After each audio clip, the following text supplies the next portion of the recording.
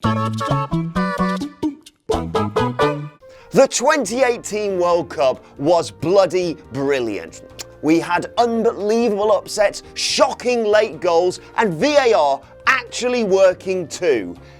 Unless you're Croatian. Many players had phenomenal tournaments. Luka Modric won the Golden Ball, Harry Kane joined Jeff Hurst and Gary Lineker on the illustrious list of England players to have scored hat-tricks at the World Cup, and Dejan Lovren was crowned the best defender in the world by himself. However, there were some who spectacularly failed to live up to expectations, and worse still, they left Russia with their reputations in tatters, having flopped when it matters most.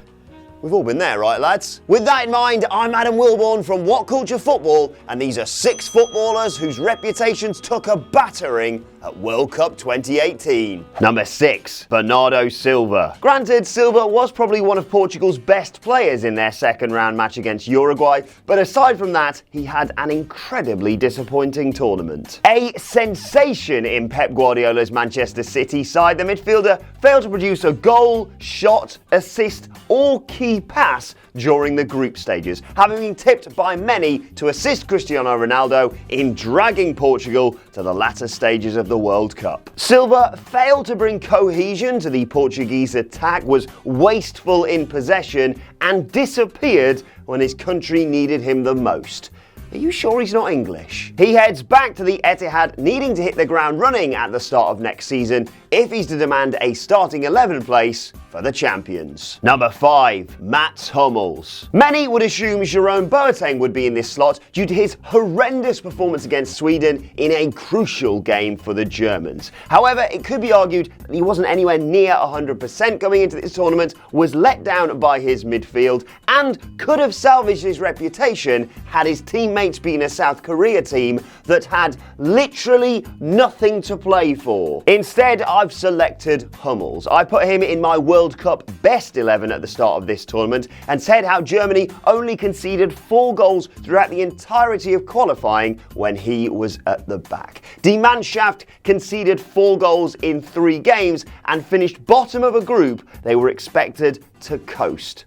I just want to take a second and remember that horrific Manuel Neuer mistake though.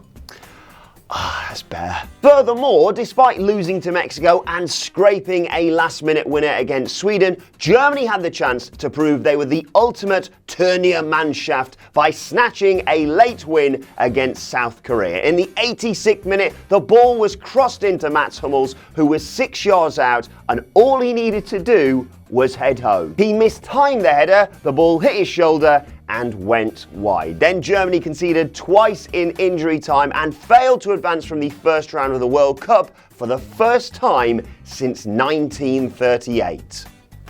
Don't mention the VAR. Number 4, Lionel Messi. Perhaps Messi would have been overlooked on this list had Cristiano Ronaldo had a quiet tournament too. The old adage would have come out that these are 2 world-class professionals who are simply let down by their fellow internationals. However, with Ronaldo grabbing Portugal by the scruff of their neck and leading them almost single-handedly into the knockout stages via a winner against Morocco and a headline-grabbing hat-trick against Spain, all eyes were on Messi, who failed to deliver again. Granted, his goal against Nigeria was a sensational morale boost for the Argentinians, but he was anonymous against Croatia, missed a penalty against Iceland, and continued his record of never scoring in the World Cup knockout rounds as Argentina lost to France. There is much speculation that he may retire from international football following this tournament, and while his world-class pedigree can never be questioned, he once again failed to produce on the biggest stage. Number 3, Robert Lewandowski. Lewandowski was a decent outside bet to win the Golden Boot before this World Cup began. His record in European qualifying was unmatched, having scored 16 goals to take Poland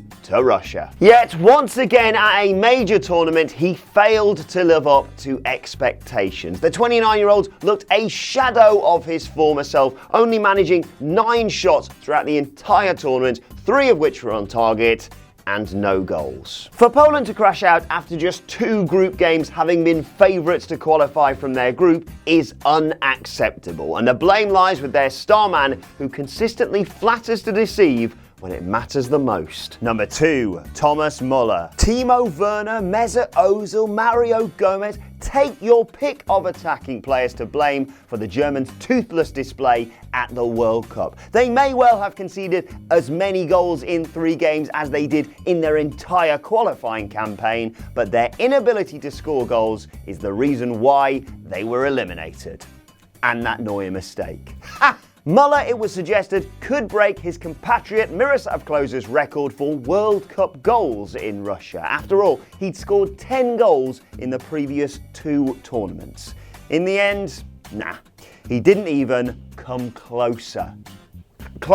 That's a good joke. Müller missed chances and generally looked abysmal with the ball at his feet. Gone was the talismanic character who played a key role in the Germans' triumph 4 years ago, replaced by an empty shirt whose talents, much like at club level, appear to be waning. Number 1, David De Gea. What sort of an idiot thought this guy was going to do well?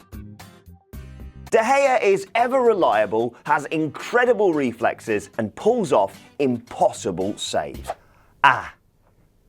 Well, f me, I guess. De Gea never recovered from his shocking fumble in Spain's opening fixture against Portugal, allowing a tame Cristiano Ronaldo shot to go straight through him and making Rob Green suffer some horrible flashbacks. The most damning indictment came when it was revealed after Spain's shock exit to host Russia that De Gea had set a modern-day record low for saves in a tournament, making just 1 save from 7 shots on goal. It's a bit harsh, that, isn't it? Congratulations, you broke the record for being shit. He was the man blamed by Spanish media for their country's early tournament exit, described as a ghost, and it was even suggested he may lose the number 1 jersey too. De Gea had a disastrous World Cup, which may haunt him for many years to come. And all this talk of his projected move to Real Madrid has suddenly gone very quiet indeed, hasn't it? And that's our list. Did we miss any out? Let us know in the comments section below, and don't forget to like, share and subscribe. And you can head over to whatculture.com now for more news, updates and opinions, and check out some more of our recent football videos here.